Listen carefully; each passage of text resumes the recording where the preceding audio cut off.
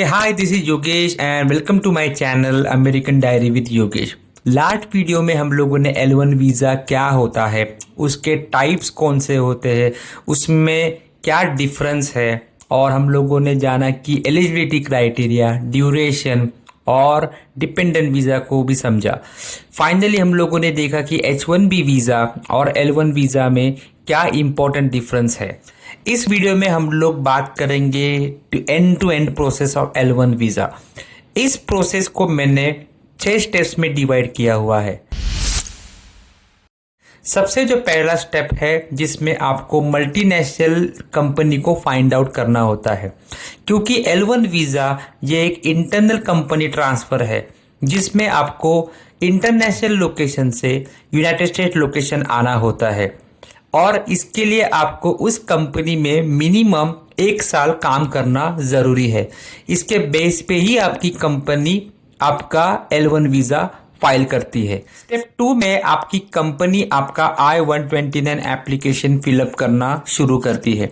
इस प्रोसेस को हम लोग ऐसे भी कह सकते हैं कि आपका पिटीशन फाइल हो रहा है टू USCIS। नॉर्मली इस डॉक्यूमेंट में आप कौन से लोकेशन में यूनाइटेड स्टेट में जाने वाले हो ये चीज़ मेंशन होती है। देन आपके रोल्स एंड रिस्पॉन्सिबिलिटी के बारे में इसमें इंफॉर्मेशन होती है।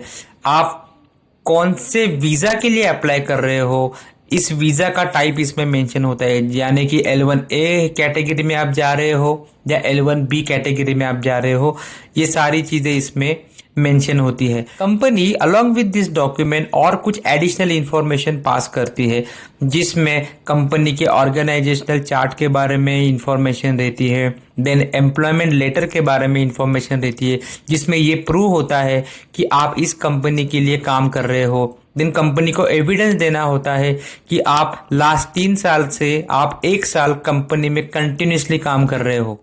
स्टेप 3 में USCIS आपका पिटीशन रिव्यू करती है जिसमें 3 टाइप के रिजल्ट आ सकते हैं। सबसे पहला है approve.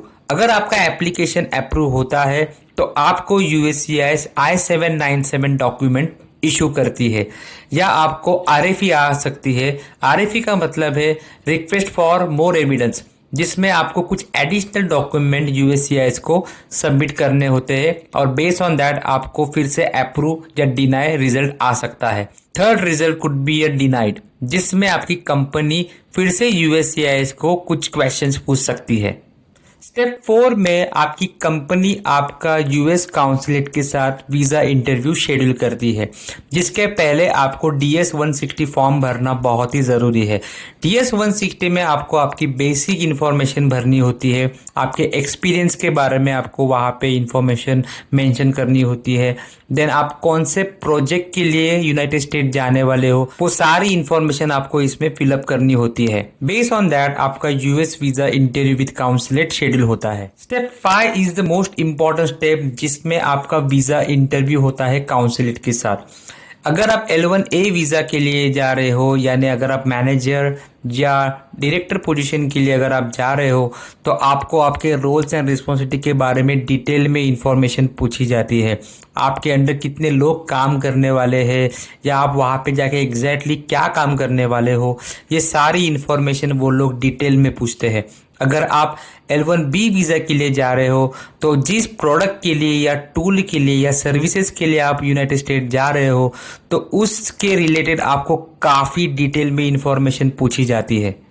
Based on your interview officer आपको वीज़ा अप्रूव कर सकता है या आपको RFE आ सकती है जिसमें आपको फिर से एडिशनल डॉक्यूमेंट सबमिट करने होते हैं या आपका वीज़ा डिनाइड हो सकता है। स्टेप 6 में आपको यूनाइटेड स्टेट ट्रैवल करना होता है जिसमें आपको पोर्ट ऑफ एंट्री क्लियर करना बहुत ही ज़रूरी है, जिसमें CBP ऑफिसर यानी cross border and protection officer आपको कुछ क्वेश्चन पूछते हैं जिसमें आपको पर्सन रिलेटेड क्वेश्चन आ सकते हैं या आपके प्रोजेक्ट रिलेटेड क्वेश्चन आ सकते हैं। बेस्ड ऑन दैट ही आपको यूनाइटेड स्टेट में एंट्री मिलती है। That's it. तो ये 6 स्टेप्स आपको फॉलो करनी होती है और इसके लिए time duration approximately 2 to 3 month होता है अगर आपकी कंपनी आपका पिटीशन प्रीमियम प्रोसेस में फाइल करती है तो।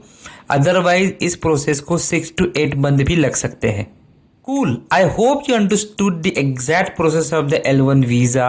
अगर आपको ये वीडियो पसंद आया है तो आप प्लीज़ लाइक कीजिए, सब्सक्राइब कीजिए और शेयर कीजिए। And thank you for watching this video and I am really happy to help you.